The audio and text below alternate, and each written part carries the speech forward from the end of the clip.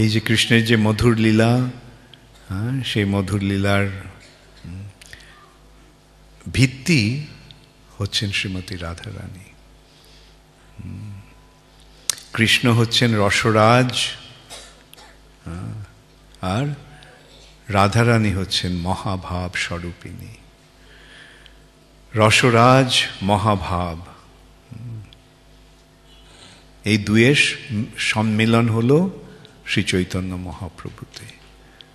রাধা ভাবোদ্যুতি সুবলিতাং নৌমি কৃষ্ণস্বরূপ। এই রাধারানী এসেছেন শ্রীকৃষ্ণের লীলায়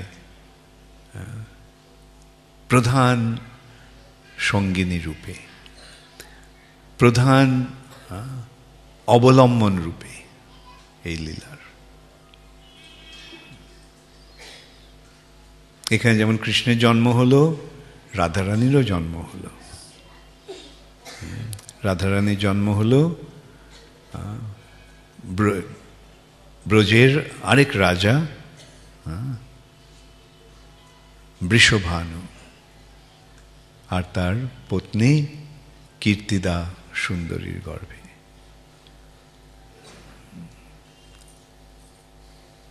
রাধারানীর জন্মের একটা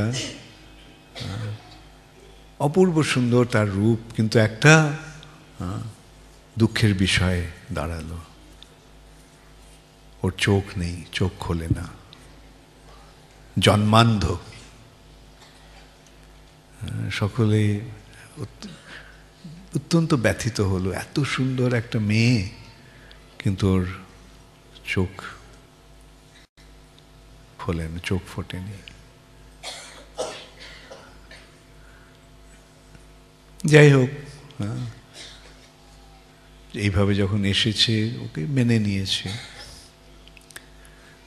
তো একদিন মা যশোদা কৃষ্ণকে নিয়ে গেছেন তার বান্ধবী কীর্তিদা সুন্দরীর গৃহে, কৃষ্ণকে নিয়ে।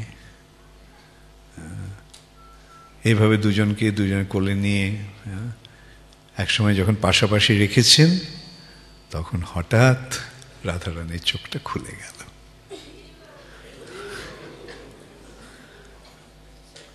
অর্থাৎ রাধারানী অন্য কিছু দর্শন করবেন না, কৃষ্ণকে ছাড়া আর কিছু দর্শন করবেন না, কাউকে দর্শন করবেন না।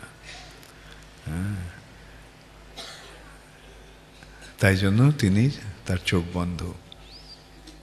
কিন্তু যেই কৃষ্ণ এলো, ব্যাস চোখ দুটো ফুটে উঠল।